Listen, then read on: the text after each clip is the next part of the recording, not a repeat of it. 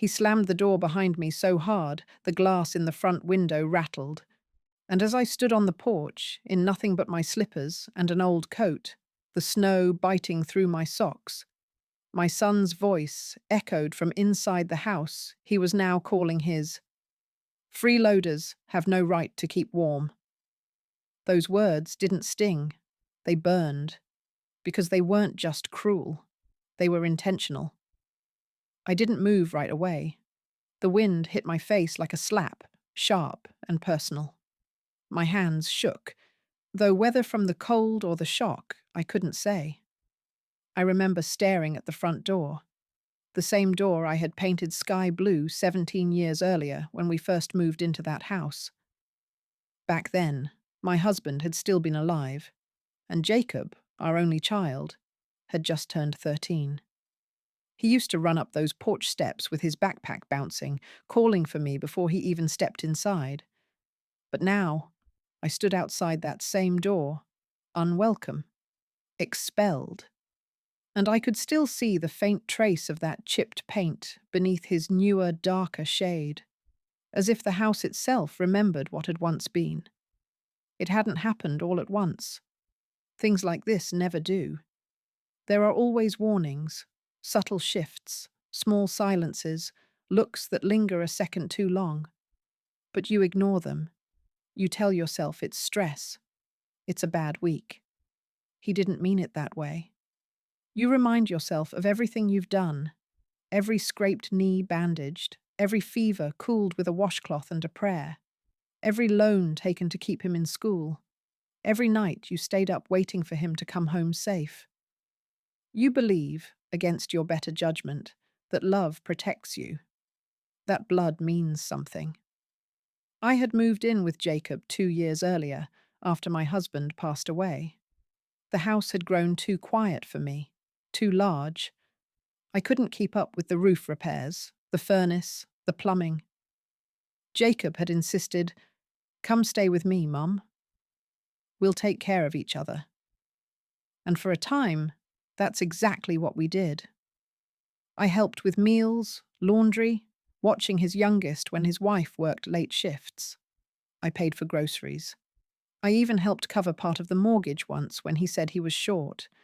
He never called it rent, and neither did I. It was family. It was support. It was what mothers do. But slowly, the tone changed. It began with comments made under breath, muttered frustrations when I left a dish in the sink, or when I asked if he'd had time to look at the bills I'd paid. "This isn't your house," he said once, when I suggested moving a piece of furniture. I laughed, brushing it off, but something about the way he said it, flat and sharp, stayed with me. Then came the silences. Long, uncomfortable meals where his wife barely looked at me, where the children sensed tension and spoke in whispers.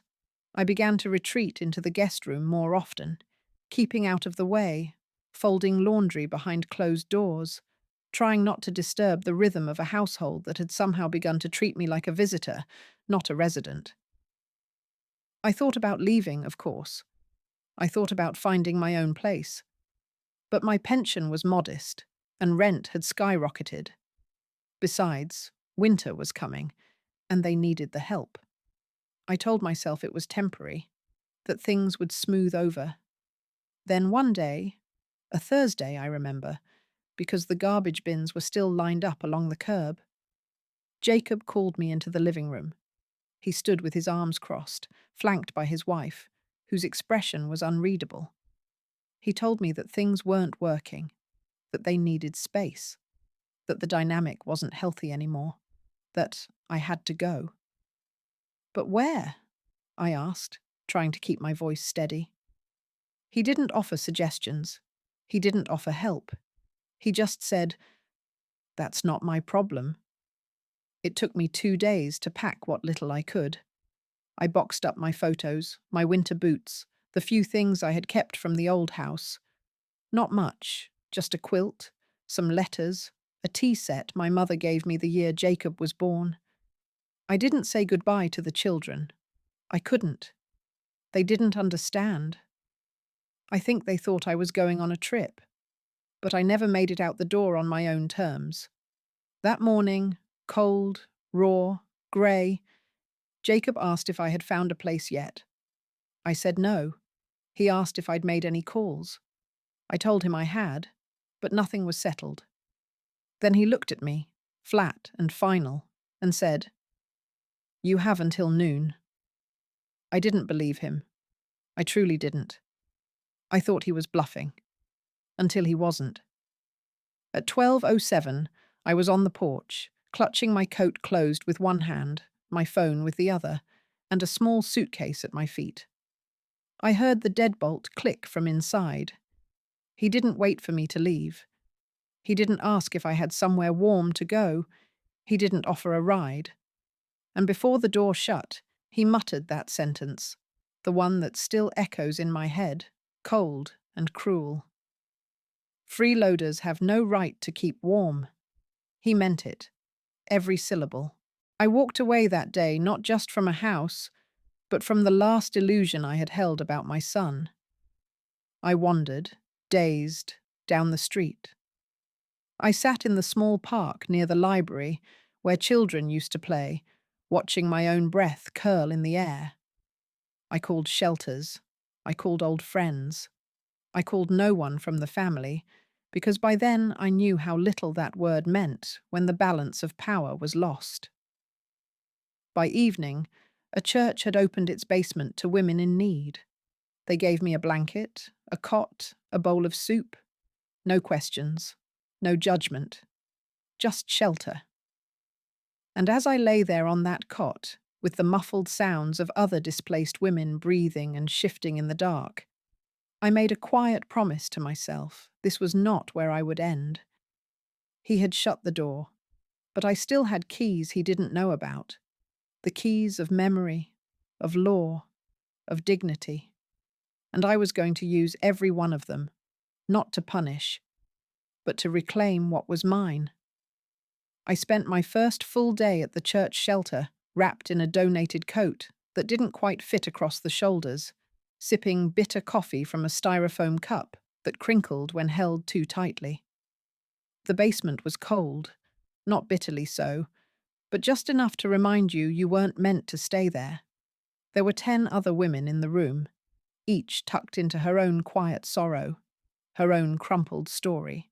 And though none of us spoke much, there was a silent camaraderie, the kind that only blooms among those who have all tasted some form of humiliation.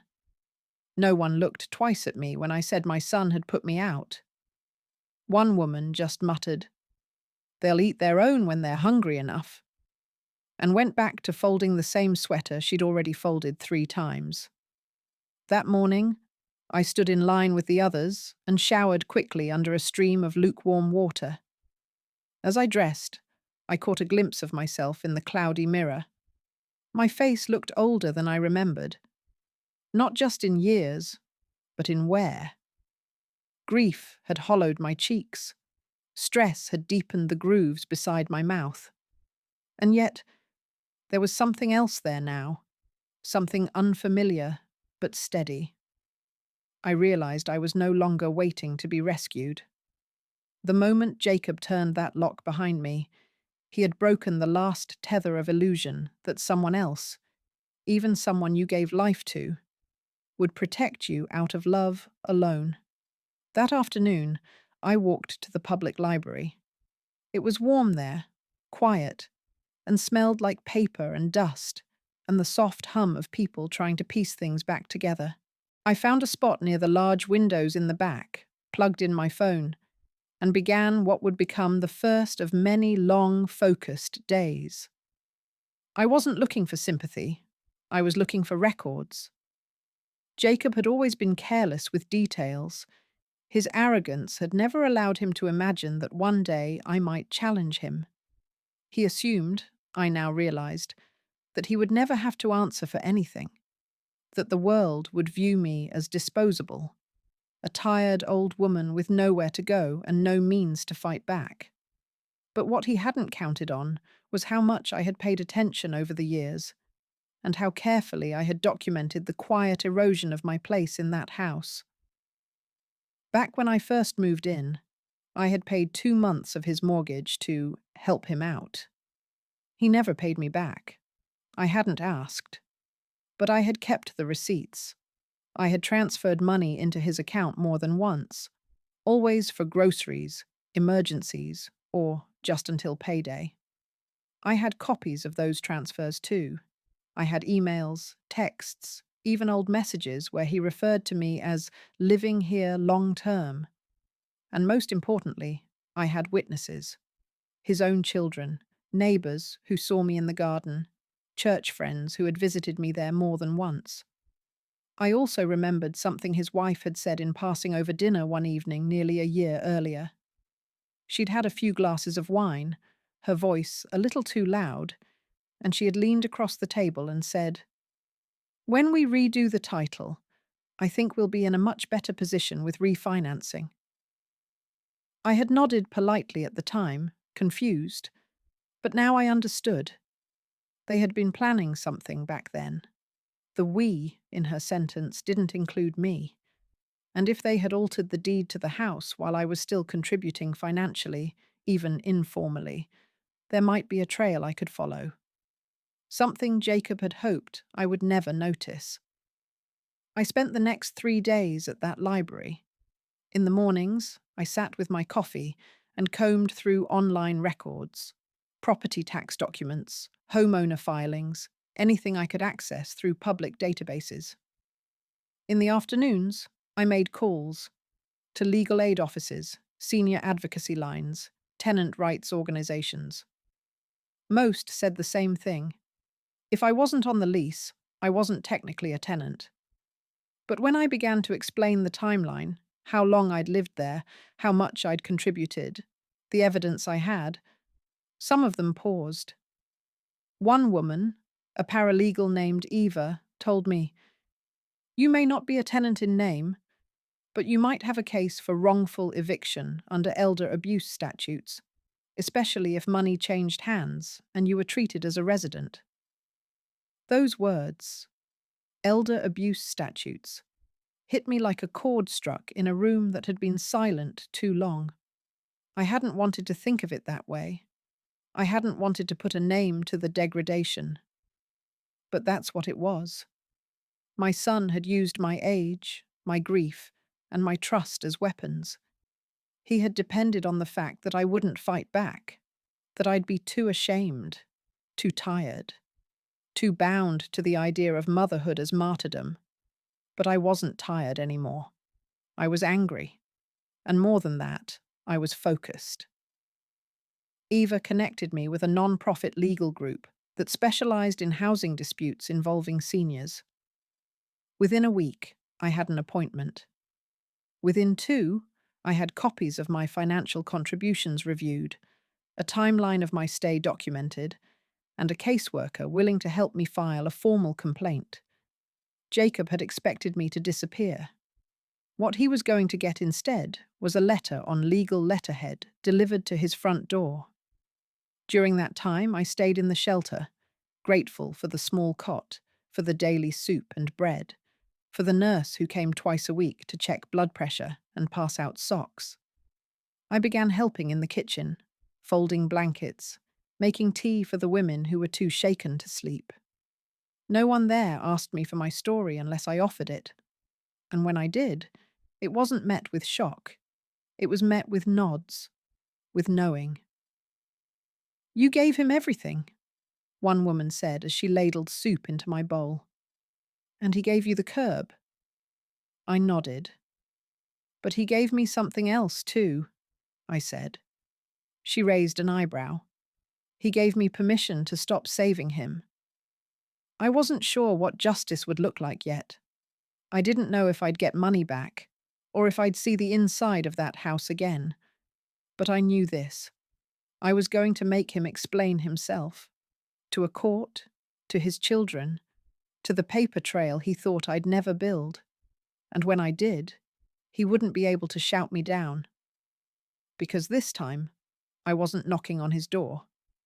I was holding the key to my own return. The letter went out in early August. My legal representative, a composed, razor-sharp woman named Clarissa, who seemed to speak only in facts and precise questions, had helped me prepare every detail. It wasn't a lawsuit. Not yet. It was a formal notice, an allegation of wrongful eviction, a demand for restitution of property and funds, and a request for mediated resolution through the Housing Board. The language was cold and impersonal, as it had to be, but buried in every line was the undeniable truth that I had not simply been an inconvenient guest, but a long-term resident who had contributed financially, emotionally, and practically to the household in a way that mattered legally, not just morally. I imagined Jacob reading it, not with guilt, he had shown little enough of that, but with disbelief. He had always believed, perhaps correctly until now, that I would never lift my hand against him in any formal way, that I was too soft, too sentimental, too bound by the history of scraped knees and school projects and lullabies to ever turn the law against my own blood. But what he had failed to understand, what so many fail to understand, is that motherhood is not a lifelong contract for abuse, that we give and give and give, not because we are weak, but because we hope. And when hope finally runs out, what's left is not helplessness, it's resolve. And mine had calcified into something fierce and unwavering. He didn't respond to the letter right away. Clarissa said that was expected. He would stew, most likely, try to brush it off, maybe consult someone, a lawyer of his own, or a neighbor, or even his wife. But within 3 weeks, I had my answer. A formal reply came through a lawyer's office across town, a younger man, clearly green, clearly unaware that representing someone like Jacob was going to be more of a mess than he had anticipated. The letter denied liability, but proposed a meeting. A conversation before escalation, as they phrased it. Clarissa leaned back in her chair when she read it. Good. They're rattled. That means they know they have exposure. You've got receipts, and you've got witnesses. She meant that literally. My case wasn't built just on emotion, though there was plenty of that, quiet and simmering under the surface, but on records. Copies of bank transfers showing my monthly contributions, statements from the utility company that had once listed my name as an authorized payer, even emails from Jacob thanking me for covering groceries again. It wasn't flashy, it wasn't dramatic, but it was real, documented, legally sound. More than that, I had testimony. 2 of his neighbours, women my age, had signed notarized letters confirming I'd lived there long term, that I had gardened, that I had received mail, that they had seen me walking the children to school. And in cases like mine, Clarissa explained, presence and participation mattered, especially if the accused had profited from the arrangement and then discarded the person when it was no longer convenient. The mediation date was set for September 3rd. Until then, I stayed in temporary housing, a small subsidized apartment for displaced seniors, provided through the same non-profit that had connected me with Clarissa. It was modest, but clean, with a working stove and a window that faced a maple tree that rustled whenever the wind picked up. I kept my things folded neatly, cooked small meals, and spent evenings writing. Not letters to Jacob, but memories, fragments of a life I refused to let him rewrite in silence. On the day of mediation, I dressed carefully, not for theatrics, but for clarity. A clean grey cardigan, my best slacks, shoes I had polished the night before with a rag and a little vinegar. Clarissa met me at the centre, her folder thick with documents, and together we walked into the room where Jacob and his lawyer were already waiting. He looked older than I remembered, more tired, more unsure. His hair, once neat and dark, was thinning. His jaw was tense. He didn't meet my eyes. Good. I didn't need him to feel shame.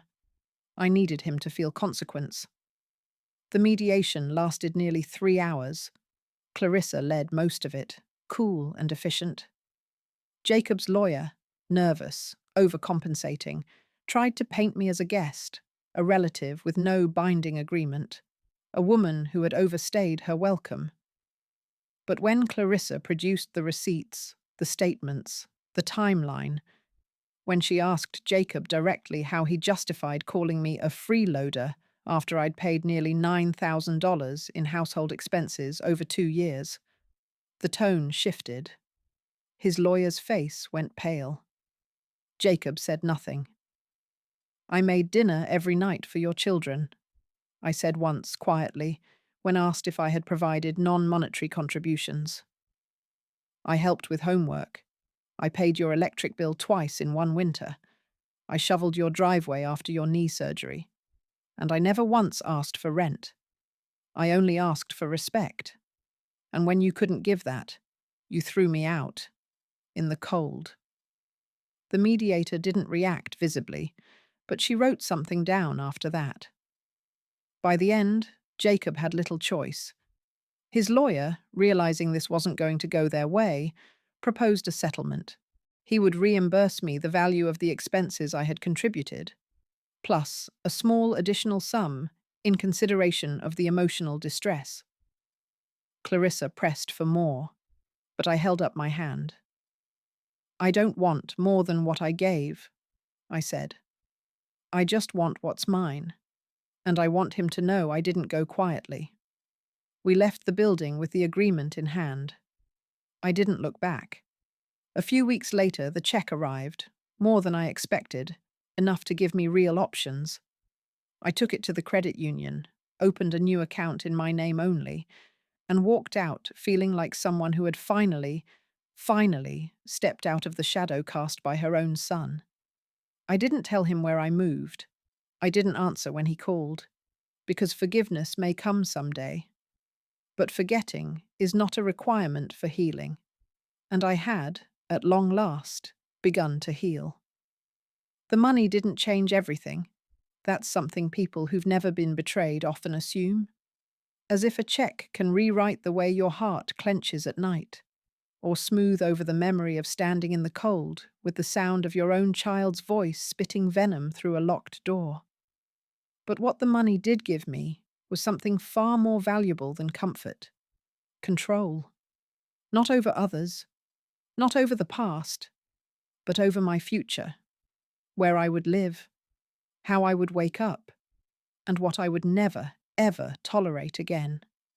I found a small apartment in an older building just on the edge of town. Not the kind of place with gleaming counters or sleek modern finishes, but one with character, where every door had been opened by 100 hands before mine. The landlord was kind, a retired teacher with careful eyes and a quiet respect for older tenants. He didn't ask intrusive questions. He didn't care that I had no recent rental history. I paid the security deposit and 3 months up front. He handed me the keys the same day. That first night, I didn't unpack. I sat on the edge of the bed, just a mattress on a frame, no headboard, no dresser yet, and let the silence hold me. No shouting, no footsteps overhead, no one asking what I had cooked or complaining that the towels smelled like that detergent again. Just the soft creak of the building settling, and the knowledge that every inch of this space was mine. I bought my own groceries. I chose the furniture. I hung only the pictures that made me feel whole. Not one photo of Jacob made it to the walls. The months that followed were, in many ways, simple. And in that simplicity, I rediscovered a rhythm I had almost forgotten I was allowed to have. I joined a walking group for older women in the mornings. I started going to the library again, not to study legal codes or search for public records, but to read for pleasure. I even found a knitting circle that met on Thursdays in the back of a bookstore. At first, I said little, my hands clumsy from disuse, But the other women welcomed me as if I had always belonged there. There was something healing in the quiet repetition of yarn pulled through fingers, in the stories shared casually between stitches, in the way no one asked what had driven each of us to seek quiet rooms and steady threads. One afternoon, I received a letter in the mail with Jacob's handwriting on the envelope. I recognized it immediately. Sharp, slanted, always rushed. I sat with it for almost a full hour before I opened it. Inside was a short note, written on plain-lined paper. No greeting, no date. I've been thinking about what happened, about what I did. I know I can't undo it. I know you probably don't want to hear from me, but I wanted you to know I'm sorry, and I miss you. That was all. No explanation, no excuses. Just that. I folded the paper back up and placed it in a drawer. Not out of anger, but because I needed more than words. I needed time. I needed proof of change, not in paragraphs, but in silence, in distance respected, in the space he would allow me without forcing a resolution I wasn't ready to offer. A week later, one of the women from the walking group, a retired nurse named Maureen, invited me to her daughter's baby shower. I hesitated at first. I didn't know these people well. I didn't feel celebratory. But I went anyway. I brought a soft blanket I had knitted myself, wrapped it in brown paper with a ribbon tied simply, and sat in the circle of women laughing over tiny clothes and shared stories. At some point, someone asked if I had grandchildren. I paused. Then I said, yes. No one pressed. No one asked why I hadn't mentioned them before. And in that moment, I realized I didn't have to explain myself anymore. My story didn't need defending. It only needed living. The apartment slowly became home. Not the kind of home filled with noise and clutter and other people's opinions, but one lined with the kind of quiet that heals rather than isolates. I started baking again, small things like banana bread and oatmeal cookies. And once, I brought a plate to the building's superintendent just to say thank you. He looked surprised. I smiled and said, "It's just something I do." But it wasn't. Not anymore. It was something I was choosing to do. And with every new choice, I could feel something loosening in me. Not forgetting, not forgiving yet, but releasing. Releasing the need to be right. Releasing the need to be loved in return for sacrifice. Releasing the belief that motherhood meant martyrdom. I had not chosen the winter I was thrown into, but I had chosen the spring I built afterward. And every morning, when I opened the window to let in the light, I did so not as someone rebuilding her life from scratch, but as someone finally, quietly, building it for herself. The first snow of that year came early, late November, before the leaves had fully finished falling. I watched it through the kitchen window of my apartment, a thin veil of white settling over the quiet street below, dusting the tops of parked cars and the iron railings with soft insistence. I stood there for a long time, one hand wrapped around a warm mug of tea, the other resting lightly on the edge of the counter, watching the flakes drift in silence. And though snow had once been the backdrop of my deepest humiliation, that day I stood barefoot on my son's porch with nothing but cold air and betrayal swirling around me. It no longer carried the same weight.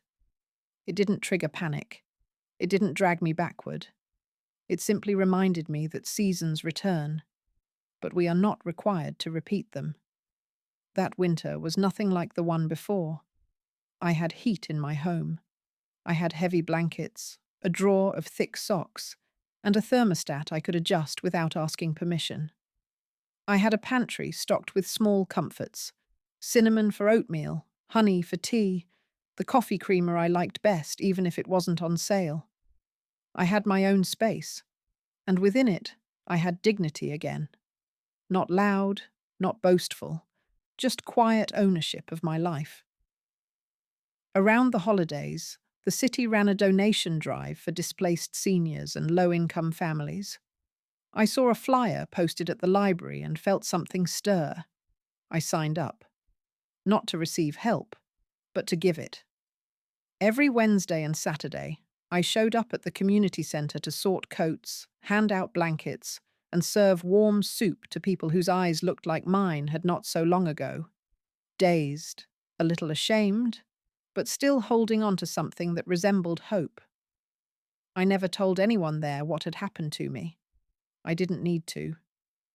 I saw pieces of my story reflected in others, in the woman whose niece evicted her to turn the spare room into an office, in the man who'd worked every day of his life until a fall at work ended it all, and no one from his family came to pick him up from the hospital.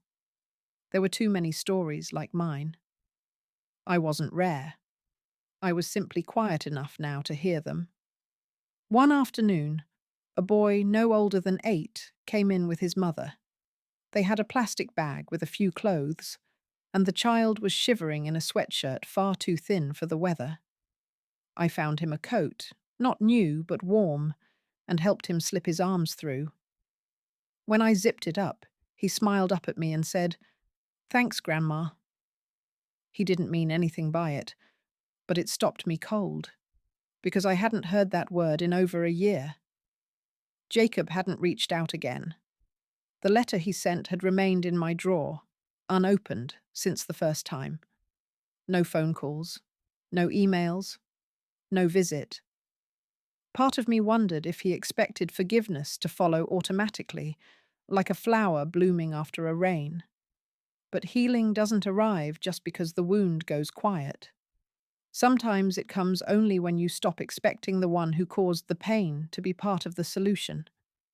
I often thought about his children, my grandchildren. I missed them. Not in the aching, desperate way I had in those first few months, but in the soft, enduring way that never fully goes away. I didn't blame them. They were too young to understand the weight of what had happened. They didn't choose sides. They were simply caught between the fragile egos and broken expectations of the adults around them. And yet, I couldn't reach out. Not yet. Not when I didn't trust what lay waiting behind their door. I had to know that if I ever did return to their lives, it would be on my terms. With no guilt, no begging, no illusion that I needed to make peace just to be granted access to love I had already earned. One morning, just after New Year's, I received a phone call from an unknown number. I didn't recognize the voice at first. It was female, gentle, hesitant. Then I placed her. It was Jacob's wife. She didn't apologize, not outright. But her voice had changed, softer, unsure of its place. "I heard you've settled," she said. Jacob mentioned the mediation went through. I guess I wanted to say I'm sorry we let it go that far. That word nearly made me hang up. But I didn't. I stayed quiet. She filled the silence with something unexpected. "The kids still talk about you, especially Grace. She asks why you don't visit anymore." For a long moment, I didn't say anything. Not out of anger, but because I had to weigh the cost. I had fought so hard to build a life not centered on their choices, not held hostage by the hope that one day they'd let me back in. Could I walk toward them again without losing that? And then she said, "They miss you." Not, "Jacob wants to make things right." Not, "Let's pretend none of this happened." Just that. The truth from the mouths of children who remembered the meals, the bedtime stories, the quiet routines I had built for them. I didn't commit to anything in that call. I didn't make promises. But I told her, if they want to see me, they'll know where to find me. But it has to be for them. Not for Jacob. Not for you. Just them. She said she understood. And when I hung up, I didn't feel dread.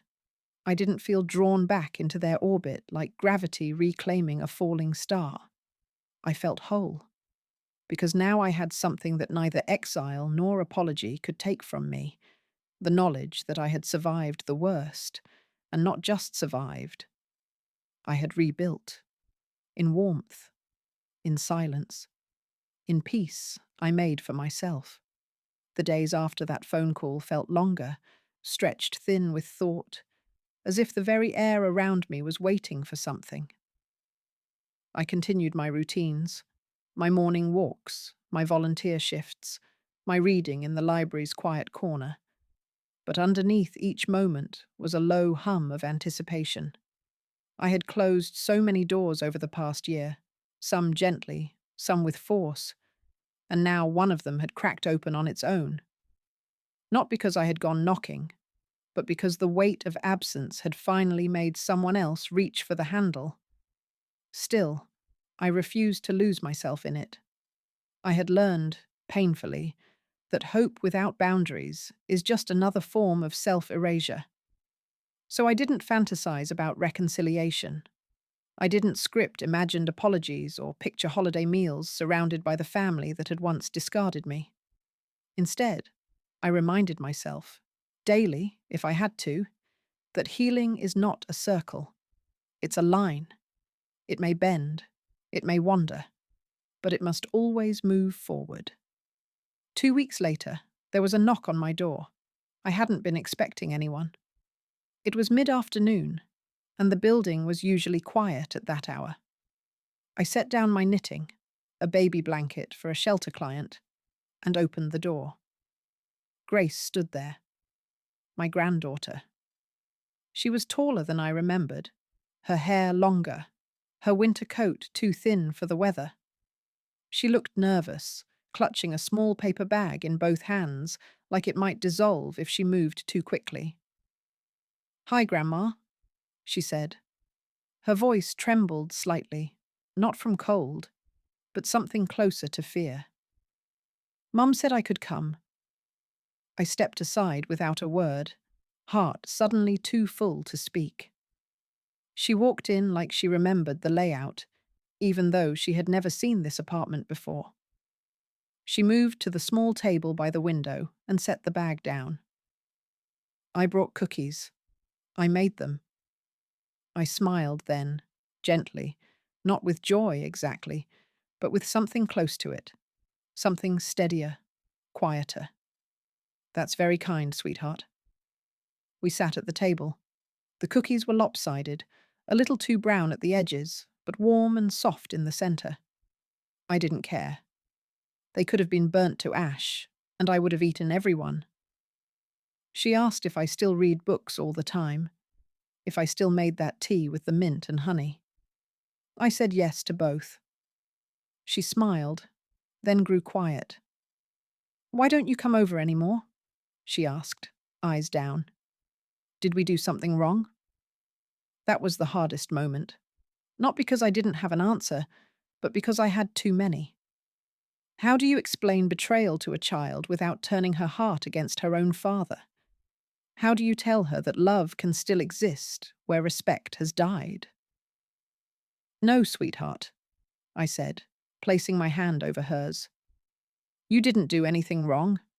Grown-ups sometimes make choices they don't realize will hurt others, and when that happens, some people need time and space to feel safe again." She nodded slowly.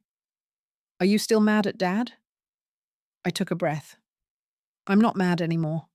I was. I was hurt. I was scared. But I'm not mad now. I just needed to make a life where I could feel okay again, where I wasn't waiting to be treated right.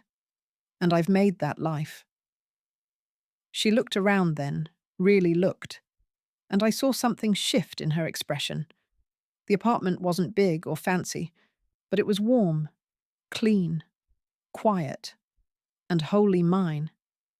"I like it here," she said. "It feels peaceful." Peace. The one thing I had fought harder for than anything else. When she left that afternoon, she hugged me tightly, tighter than she had since she was little. I held her as long as I could, not knowing when or if there would be another moment like that. And when she stepped into the hallway, she turned back and said, "Can I come again sometime?" "Any time," I told her. "Any time it's you asking."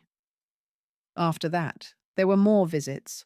Not regular, not predictable, but enough to let me know I hadn't disappeared. Her brother came once, shy and silent, but clearly glad to be there. We made sandwiches. I taught him how to play rummy. He beat me twice and grinned like he'd won the lottery. Jacob never came, and I didn't ask him to. He had not earned the right to re-enter my life just because his children had. I would not allow proximity to replace accountability. If he wanted redemption, it would have to come on his own terms. Not through his children, not through silence. One day, a package arrived at my door. No return address. Inside, a framed photo, one of the few I thought I'd never see again. It was of me and Jacob when he was 8, sitting on the grass outside our old house, his arms flung around my neck, both of us mid-laugh. There was a note tucked behind the frame. "I found this in the attic. I thought you should have it. I still don't have the words, but I'm trying to find them. Jay."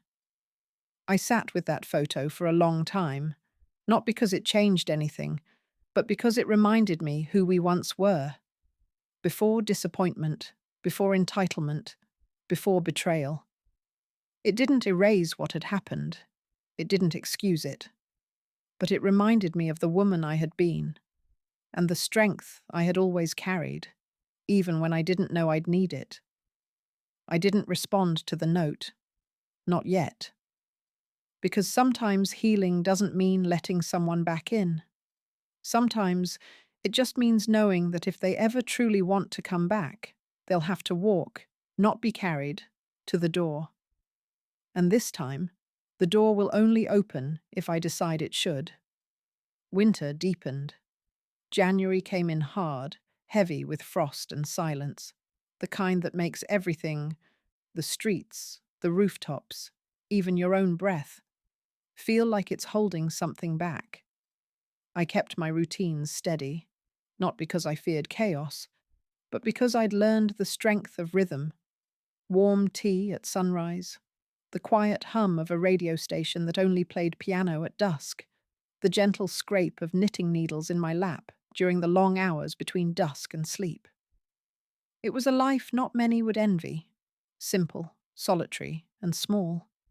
But for the first time in years, it was mine in every way that mattered. Grace continued to visit, sometimes with her brother, sometimes alone. They never stayed long, just an hour or two, but their presence was like warm water on a wound that had once gone cold. We played board games. We talked about school, about the new cat their neighbor had adopted, about what she was reading, and how her brother had developed a sudden obsession with origami. Not once did she ask again about Jacob. I think, in her own way, she understood the shape of things without needing every detail filled in. Once, after a quiet afternoon spent making muffins together, she turned to me while wiping her hands on a dish towel and asked, "Are you lonely here?" The question startled me, not because I hadn't asked it of myself, but because it came from her, so plainly, without the armor adults often wrap around such truths. I thought about it, then answered honestly. "Not lonely," I said. "Sometimes alone, but I choose that now. There's a big difference." She nodded like she understood, and maybe she did. Children have a way of recognizing truth in its simplest form. No need to dress it up. No need to soften the edges. The city began offering community classes again in February, and I signed up for one. Memoir writing, taught in the basement of the public library by a retired editor with a voice like gravel and eyes that missed nothing. There were 6 of us in the class, all older, all women, all with stories we'd held inside for far too long. We met once a week and read aloud pieces of our lives, breaking open what had been sealed by shame or fear or just the slow erosion of time. When it was my turn, I didn't tell them everything, but I told them enough. About the eviction, about the cold, about the silence that followed. I read the part about the front door slamming and my son's voice cutting through the wind. The room was quiet for a long time afterward. Finally, the teacher said, "That's the kind of pain that can either consume you or sharpen you." I nodded. It did both, but I decided which one stayed. I kept writing. I kept showing up. And as winter shifted, gradually, reluctantly, into the first uncertain weeks of spring, I began to feel something I hadn't dared name before. Strength, not born from endurance, but from clarity. I was no longer surviving a storm. I was walking away from it, soaked but standing. Then, one afternoon in March, I received a knock on the door. This time I expected it. Not because anyone had told me, but because some part of me had known it was coming, the way animals feel the shift in the air before the rain. Jacob stood there. He looked different.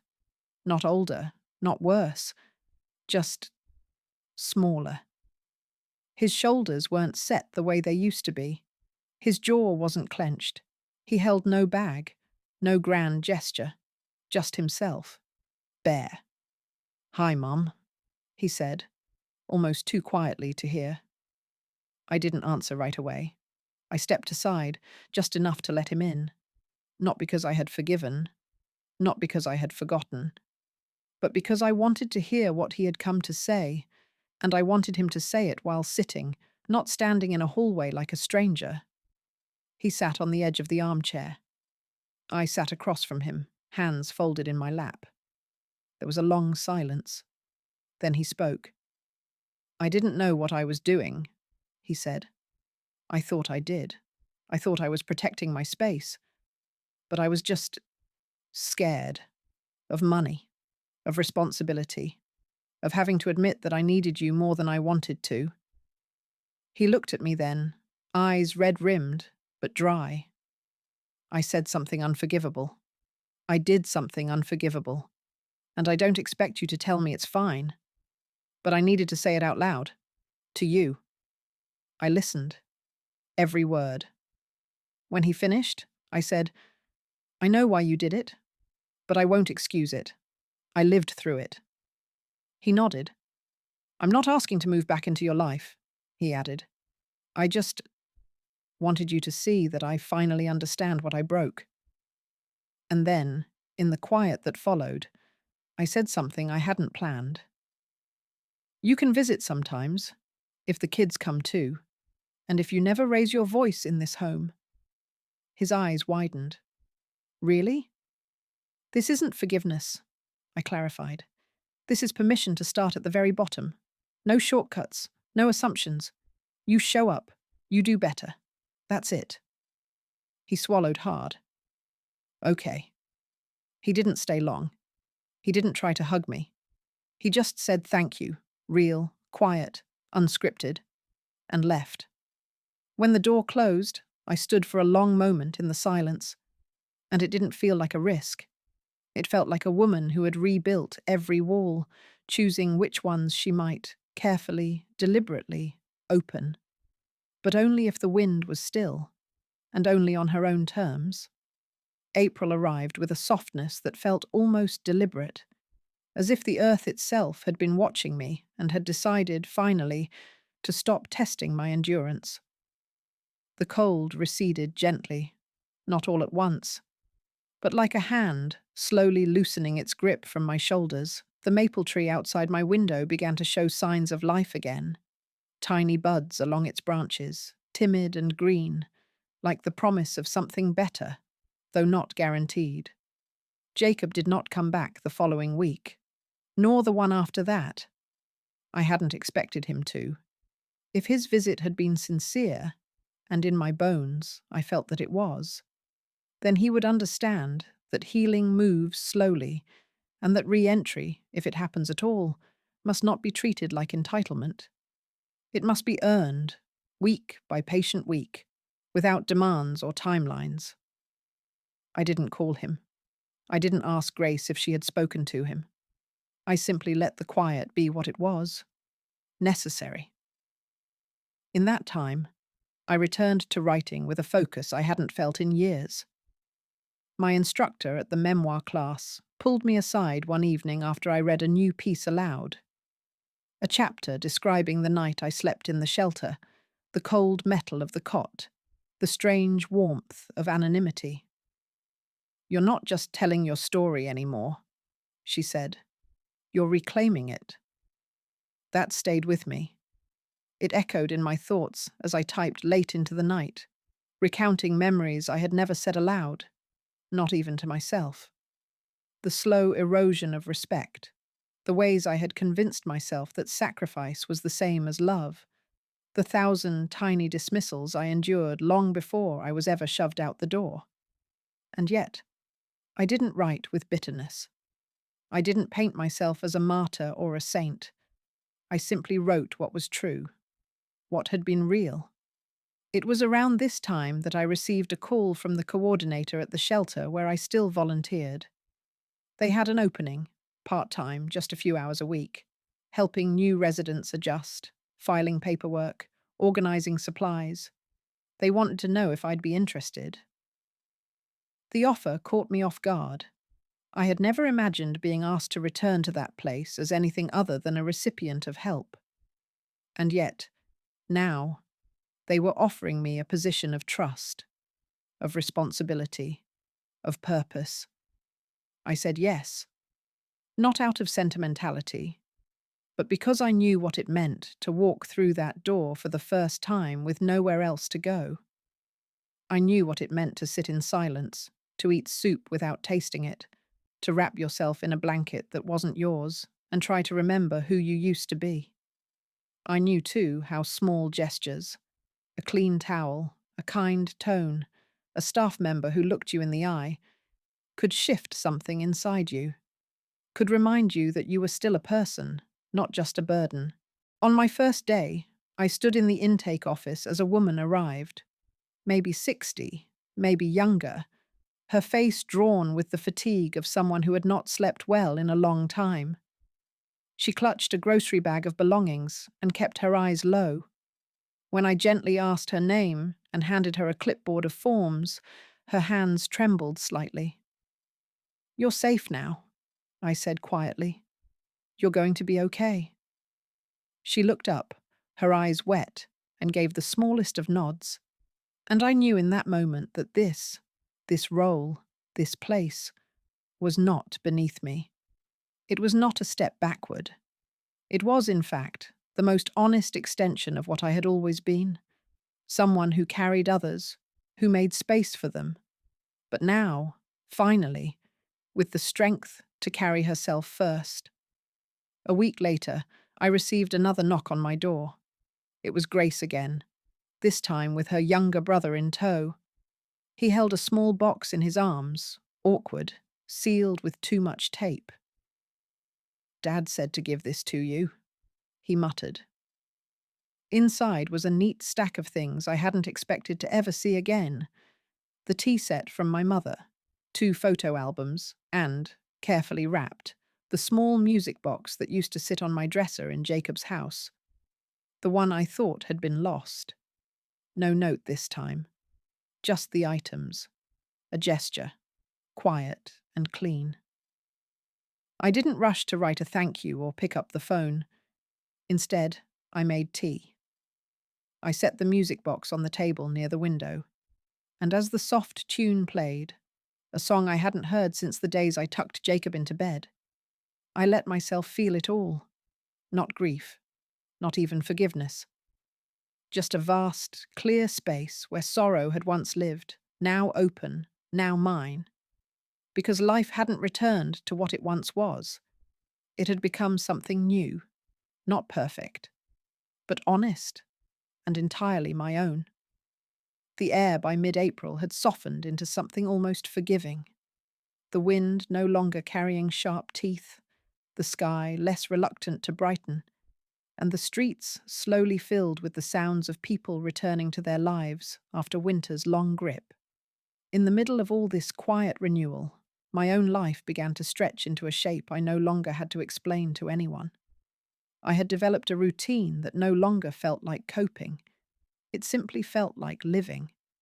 I woke early, not because of anxiety or the fear of someone's schedule demanding my obedience, but because I wanted to.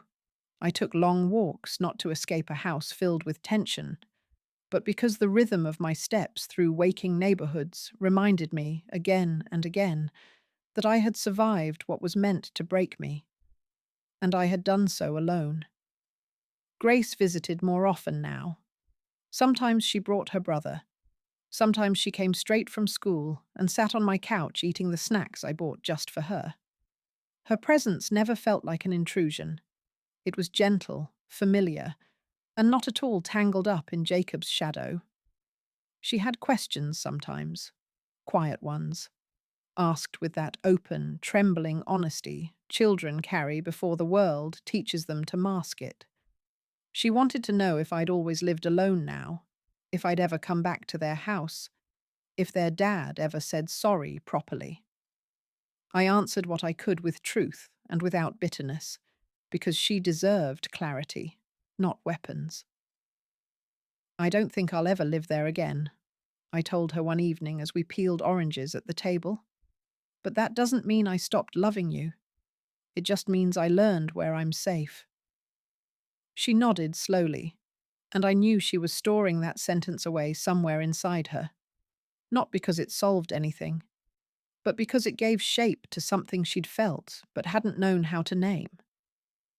Jacob hadn't visited again, but I had received one more envelope in the mail, this time with a short letter, written in the same uneven handwriting I had once recognized from his childhood birthday cards. It was not a long apology, not a poetic rendering of regret, but a humble, clear message acknowledging the damage he had done and offering, without presumption, to be present if I ever allowed it. He said he was seeing someone, a counselor, I assumed, and that part of what he had begun to understand was that cruelty does not need to look violent to be devastating. That silence can be just as brutal as shouting. That the easiest betrayal is the one you commit against someone who never stops giving.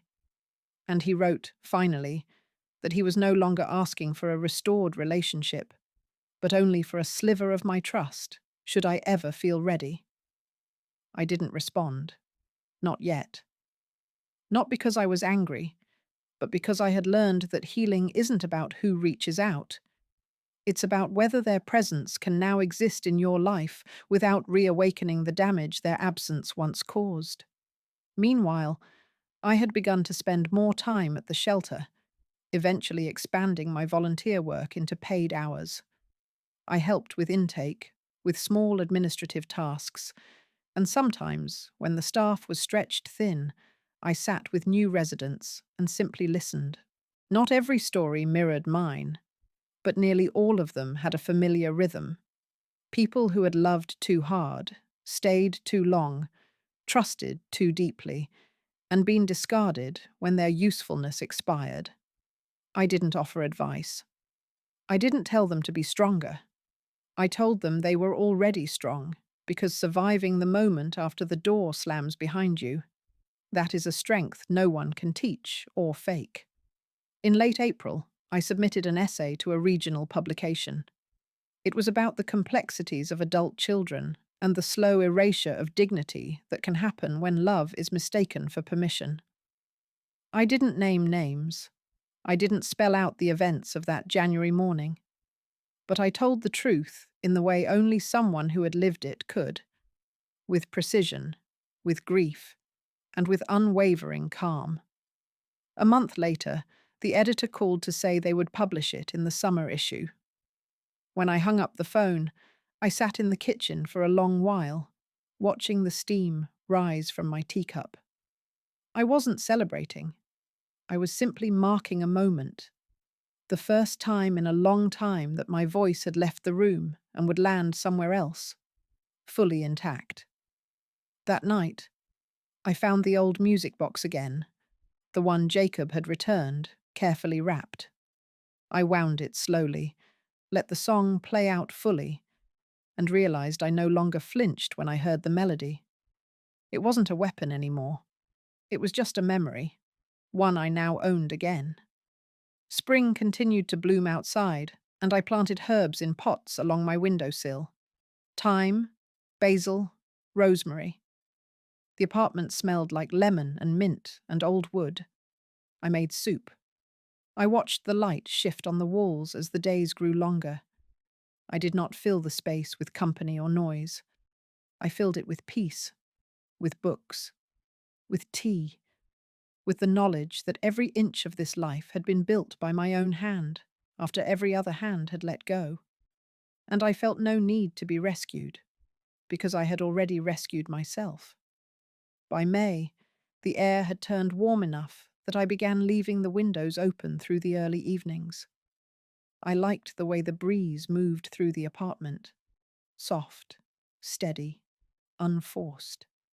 It carried the scent of grass and distant barbecues from the neighboring buildings, and sometimes the sound of laughter, the sort that rises out of nowhere and disappears just as quickly. I listened to it without envy. I didn't need to be part of it. It was enough to know it existed beyond me, that the world kept turning, and that I had, in my own quiet way, begun turning with it again. The essay I'd written was published in late May. A friend from the shelter handed me the magazine as I arrived for my afternoon shift, her fingers pressed firmly over the page as if holding something sacred. She didn't say much, just placed it in my hands and gave me a nod that held more weight than a dozen compliments ever could. I read it again that night, alone, curled into the corner of my couch with the music box open nearby, its old melody playing faintly as I scanned the familiar words now printed in ink. It felt surreal to see my truth laid bare for strangers, and yet there was no shame in it. None. Because everything I had written was mine, and it had been earned through nights that nearly undid me. I didn't hear from Jacob again for some time after that second letter. He had stepped back, as I hoped he would, allowing me to define the boundary instead of trying to shape it to his convenience. But Grace continued to visit. She had started calling before coming by, a small thing, but meaningful. Each time she asked, "Is now a good time, Grandma?" And each time I answered, "Yes." Not because I owed her that answer, but because I wanted her to know what it looked like to be invited, not expected, to be welcome, but never assumed. One evening in early June, she arrived with her brother and a large, flat envelope clutched in both hands. Inside was a hand-drawn picture, me, sitting in a chair, a mug in one hand, a book in the other. In crooked handwriting above it, she had written, "My grandma is strong. She is quiet, but full." Those last 4 words undid me. She didn't mean full, as in busy, or loud, or demanding. She meant something else. That I had depth again. That I had become someone whole in her eyes, not just the shadow of a person her father had tried to erase. I thanked her, framed the picture, and hung it in the entryway where sunlight now hit it each morning. When Jacob reached out again, it was with a letter, not a text, not a voicemail, but handwriting on lined paper that had been folded 3 times with care. This time, there was no apology, no confession, just a reflection.